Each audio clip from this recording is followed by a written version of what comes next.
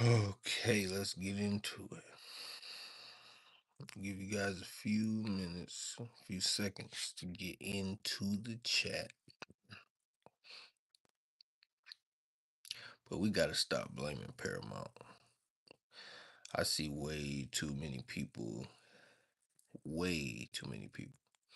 that are saying Paramount has ruined the UFC. That's not true. That's not true at all.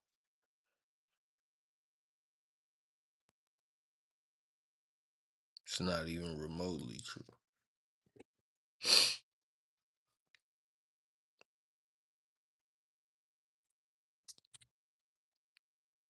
Paramount did not ruin the UFC by any stretch of the imagination. Paramount, in fact, gave the UFC the perfect platform, pay structure, guaranteed money, and double, triple the contract, something that they had from ESPN. The money that they're making from Paramount is crazy.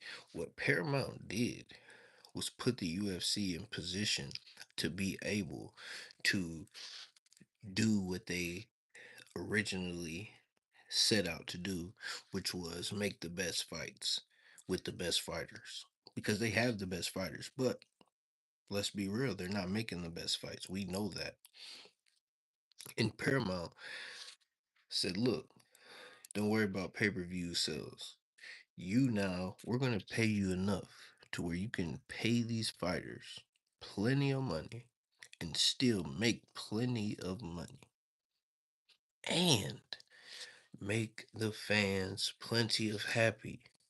So all three win the triangle: the fans, the fighters, and the organization. That's what Paramount put the UFC in position to be able to obtain. But the UFC's new ownership, TKO and Endeavor, that is who has ruined the UFC, right? It's not Paramount. Paramount did what we needed as fans. They gave the UFC an opportunity to pay the fighters and put on the fights that we want to see and still make their money without having to worry about the pressure of pay-per-view sales. That's what Paramount did. They did not ruin the UFC. They gave them an alley-oop. That's what Paramount did. They gave the UFC an alley-oop, but TKO and Endeavor has dropped the fucking ball. That's what's happened here. Stop blaming Paramount. Paramount threw the fucking perfect lob for the UFC, and TKO and Endeavor fucking blew it because now it's spread out. The ownership, the UFC brass is so spread out and diluted now. Again, Dana White has become a talking head. He's not calling shots. As I said, he's a disgruntled employee. That's what Dana White is. Dana White at this point has become a disgruntled employee. And so now we have to look at it for what it is. And so MVP has come along. And if you're going to sit here and tell me that what MVP is doing, what they're doing is not great for the sport of MMA, then you're outside of your mind. The UFC until now has had no obligation, no pressure to put on the fights that the fans want to see since the new ownership has taken over. Because if we go back, and I can tell you from 2016 to 2022, from 2016 to 2022 was the golden era for the UFC. Pre COVID, during COVID, and then a couple years post COVID. And I'm telling you right now, pre COVID, they were putting on the fights that the fans wanted to see. Whenever there was a crazy build up that fans were backing, you remember that this is back when they made the DJ versus Ben Askren trade in the ONE FC. Back then, they were listening to the fans and what the fucking fans wanted. They weren't just sitting around trying to make money and that's it and put on any bullshit fight. No, they were still trying to earn the respect of the fans at that point. They stopped doing that. They no longer care about the respect of the fans. They no longer care about that. And so they're not trying to earn the respect of the fans anymore. That's the problem. The UFC has now got to a point where all they're trying to do is siphon money. They got that guaranteed money coming in, as you all know, and they're just trying to put on these fights that are inexpensive, right? So we can what the Paramount did was give the UFC the ability to give the fans all the fights that the fans want to see. That's what this shit is supposed to be about. Of course, we want to see the best of the best. The UFC has the best of the best. We also want to be entertained, right? The UFC, what Paramount did was put them in position to succeed, and they dropped the fucking ball. And now, I'm telling you right now, this Ronda Rousey versus Gina Carano, Francis Ngannou versus Felice, and now we got Perry versus Diaz. If you're trying to tell me that this card isn't going to do better numbers, you're insane. I'm going to watch that whole card. I'm anticipating that card. The White House card, at this point, it's not that I don't love the UFC. It's just they don't give a fuck about me. And I can feel it.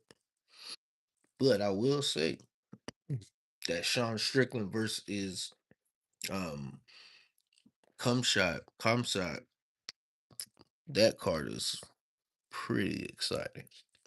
More exciting than the White House card, in fact. But I will say the UFC has to watch his ass because this is what's gonna happen. Pay attention. Fighters are going to start fighting out their contracts from here on out. And a lot more fighters are going to sign with Eddie Hearn. I guarantee you. You're going to see a lot of UFC fighters starting to sign with Eddie Hearn. Mark my words. And I'm telling you, if these fighters are going to not only start fighting out their contracts, especially these guys who already have a name at this point. At this point, these guys that have a name, a decent name, they are not going to keep extending their contracts. They're going to fight those contracts out, and then they're going to go negotiate with MVP. They're going to go negotiate with bare knuckle boxing. They're going to go negotiate with other organizations. But I'm telling you now, MVP is a player in the game because they're not going to put on fights every weekend, but what they are going to do is they're going to put on 3 to 4 great events throughout the year, and then they're going to end up being the top 3 biggest of MMA events of the whole year. Because right now, I'm telling you, there's nothing bigger than this Ronda Rousey Carano card in MMA. You could say the White House card. I'm telling you right now, it's not, and I'm brokenhearted by that. I was anticipating the White House card and the UFC putting on these lackluster fights because they're sick. Like Donald Trump said, they're actually holding off on certain fights just to make this White House card special. This White House card is far from fucking special. Far from fucking special. It's so unspecial that it's disrespectful to the fan. So let's just let that be clear. And what we got in here. Gunnar Peterson, six. Oh, my man, what's going on? King Ninja, what's up? Scarletti 101. K Batty, N2B. What's up? What's up? What's up? But yeah, that's what I think. I'm really looking forward to seeing that Francis Ngannou return. And the crazy part, Felice got cut from UFC after being on a 4-fight win streak. So that in and of itself, you can tell what MVP is doing. They're getting people who are disgruntled about their experience in the UFC for the most part. For the most part. Because even Mike Perry, I'm sure loves the UFC. But at the end of the day, he didn't re-sign with them. He fought out his contract and went and made way more money outside of the UFC. Francis Ngannou. Listen, this card is built on multiple people who left the UFC, fought out their contracts, left the UFC, and went on to make more money. We already talked about um, the fact that Mike Perry did that. Nate Diaz, after he left the UFC, he went on to make millions of dollars in other fights. If he wasn't making more money doing that, why wouldn't he have signed with the UFC? You think he's signing to these organizations for worse deals? No. Nate Diaz is doing very well outside of the UFC, which is why he has not come back yet. Even though he has, it's been talked about that he's had negotiations with the UFC. The opportunity for him to return has been there, but he just didn't find it to be a good idea. Why?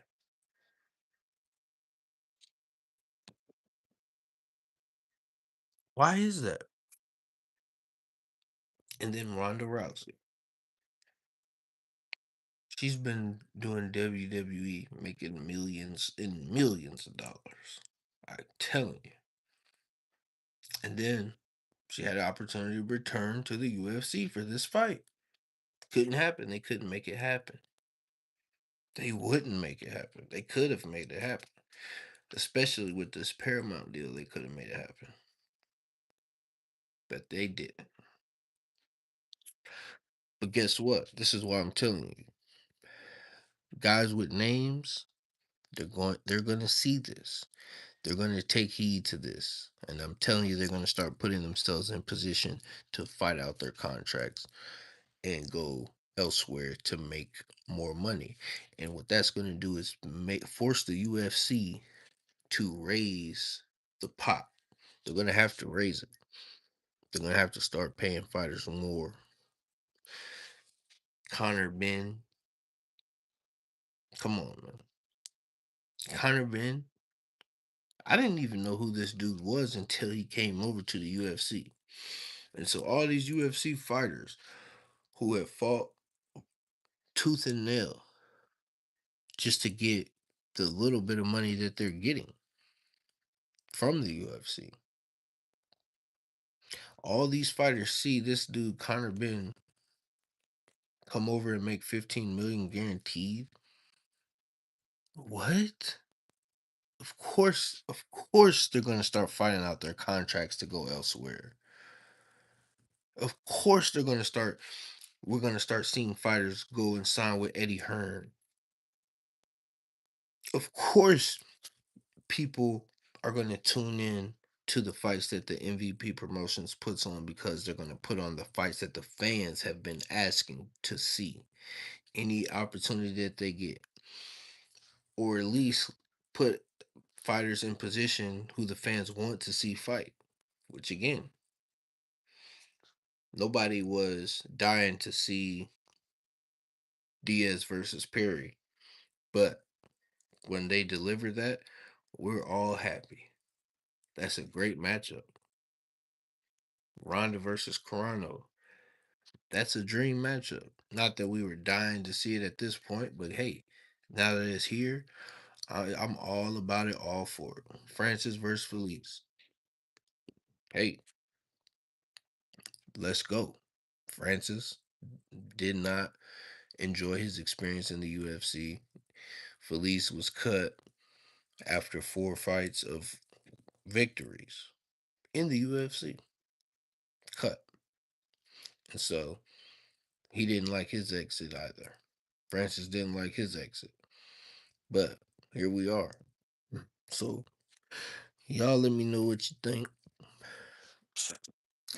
I'm telling you right now. This I will come back to these points. I will come back to these points. You're gonna see a lot more fighters fighting out them contracts. Stop blaming Paramount because Paramount did what the fans needed. They gave the opportunity to the UFC to say, "Look, now we don't have to worry about pay per view. We can just put on the best fights because now we're making enough money where everybody can be happy. We can pay these fighters.